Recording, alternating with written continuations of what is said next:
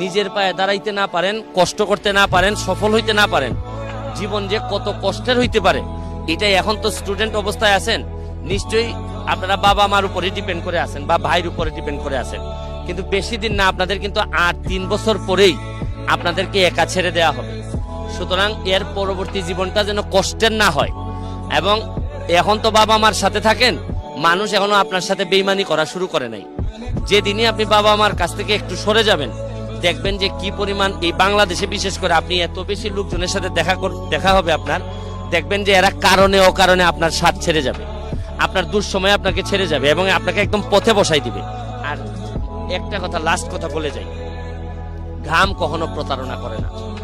যে জায়গায় পারেন ঘামের মধ্য দিয়ে যদি সফলতা অর্জন করতে পারেন, মনে রাখবেন আপনাকে দিয়ে কিন্তু ইতিহাস বদলানো সম্ভব। আমি জীবনে যত ঘাম ফেলছি, আমার কাছে মনে হয় যে আমার এমপি হওয়া, ব্যারিস্টার হওয়া, সফল হওয়া সবই আমি ঘাম দিয়ে যদি তুলনা করি, মনে হয় না আমার মতো ঘাম অন্য কেউ ফেলছে। যত লন্ডন থেকে শুরু করে বার করতে গিয়ে এই বিভিন্ন